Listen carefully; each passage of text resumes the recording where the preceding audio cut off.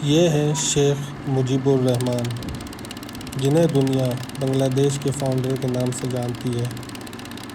ये है जुल्फ़िकार अली भुट्टो साहब, जिन्हें दुनिया पाकिस्तान के बेहतरीन सियासतदान के नाम से जानती है। और ये है जनरल याह्या खान, जो पाकिस्तान के उस कंट्रोवर्सी के टाइम पर पाकिस्तान के आर्मी जनरल थे। हम हमेशा से ये सुनते आ रहे हैं कि बांग्लादेश के अलग होने में जुल्फ़िकार अली भुट्टो का हाथ है, लेकिन जैसे हर कहानी के दो पहलू होते हैं, उसी तरह इस बात के भी दो पहलू हैं। आइए आज की इस वीडियो में इस कहानी के दोनों पहलुओं को देखने की कोशिश करते हैं। ख़वातीन और हज़रात, इस कंट्रोवर्सी की शुरुआत हुई थी सन 1966 में, जब 1966 में पहली मर्तबा शेख मुजीबुर रहमान ने अपने 6 नुकात गवर्नमेंट के सामने पेश किए। लेकिन जनरल अयूब साहब ने वो नुकात सुनने से पहले ही मुजीबुर रहमान को ये हिदायत दी कि वो मीटिंग के एजेंडा पर रहें, उस एजेंडा से बाहर ना जाएं। शेख मुजीबुर रहमान उस वक्त तो खामोश हो गए, लेकिन जाते जाते उन्होंने ये बात कही कि आपने एक बार फिर ईस्ट बंगाल को अपने हक की बात करने से रोक दिया। ये बात कहकर वो उस रूम से बाहर निकल गए और बाहर निकलते ही उन्होंने अपने ये 6 नुकात पब्लिश कर दिए।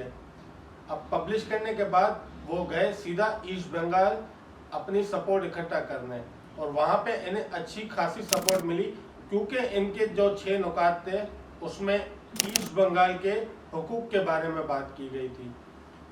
उसके बाद उन्होंने कहा कि हमें वो सारा फॉरेन एक्सचेंज भी चाहिए जो ईस्ट बंगाल के जूट मायने बारदान का कपड़ा बेचकर पाकिस्तानी मतलब वेस्ट पाकिस्तानी अफवाज का पेट भरा गया था।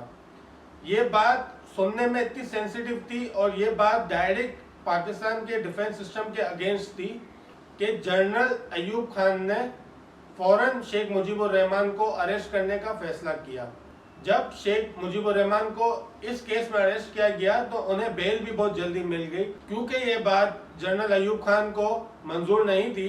तो उन्होंने शेख मुजीबुर रहमान को दोबारा गिरफ्तार करवाया और उनके ऊपर एक और केस दायर किया। इनके ऊपर जो केस बनाया गया वो था अगारतला कॉन्स्पिरेंसी।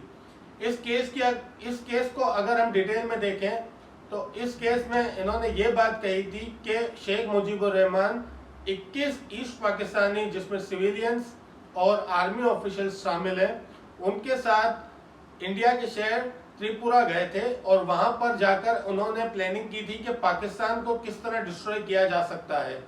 इस केस के चलते शेख मुजीबुर रहमान को गिरफ्तार किया गया और कानूनी कार्रवाई शुरू की गई। लेकिन ये बात जब आवाम तक पहुंची तो आवाम इस बात से काफी नाराज हुई। इस बात के ऊपर काफी धरने दिए गए, काफी प्रोटेस्ट हुआ और प्रेशर में आकर जनरल अयूब को शेख मुजीबुर रहमान को रिहा करना पड़ा। और रिहा करते ही शेख मुजीबुर रहमान डायरेक्ट ईस्ट बंगाल गए, अपने मुल्क वापस गए, जहां इनको एक हीरो की तरह वेलकम किया गया। उसके बाद बारी आती है इस कंट्रोवर्सी को जन्म देने वाली दूसरी बात पर। सन 1970 आम इंतखाबात। उस आम इंतखाबात में ईस्ट पाकिस्तान और वेस्ट पाकिस्तान से 2 बड़ी पार्टियां थी, एक पाकिस्तान पीपल्स पार्टी और एक Awami League Party. Pakistan Peoples Party की सरबराही जुल्फ़िकार अली भुट्टो साहब कर रहे थे और अवामी लीग पार्टी की सरबराही शेख मुजीबुर रहमान कर रहे थे। जो ईस्ट पाकिस्तान की 165 सीटें थी, उसमें से 162 सीटों पर शेख मुजीबुर रहमान की पार्टी जीतकर इस इंतखाबात को अपने नाम किया। जब वो इंतखाबात जीते तो ये बात ना जनरल याह्या से बर्दाश्त हुई, ना जुल्फ़िकार अली भुट्टो साहब से बर्दाश्त हुई।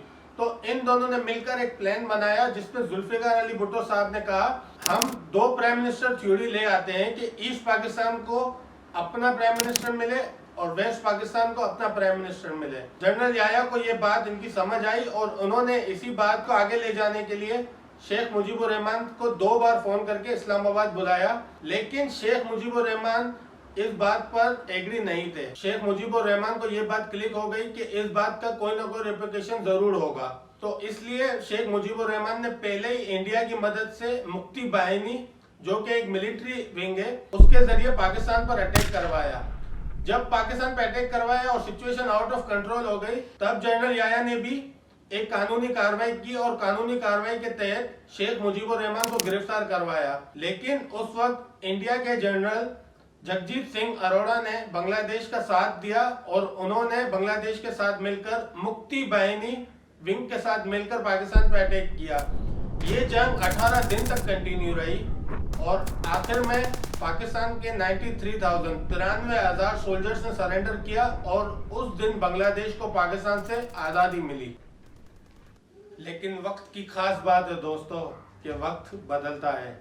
आज उसी शेख मुजीबुर रहमान की बेटी शेख हसीना ने उसी जुल्फिकार अली भुट्टो के पोते बिलावल भुट्टो जरदारी को उनके मुल्क के लिए, उनके मुल्क के लोगों के लिए 80 मिलियन टाका की इमदाद की है। बांग्लादेश ने हाथ बढ़ाया है दोस्ती का हमारी तरफ। बांग्लादेश ने इमदाद देकर इस बात को प्रूव किया है कि वो मुसीबत के वक्त पाकिस्तान के साथ खड़े हैं और हमें भी ये हाथ बांग्लादेश की तरफ बढ़ाना चाहिए, उनसे दोस्ती करनी चाहिए।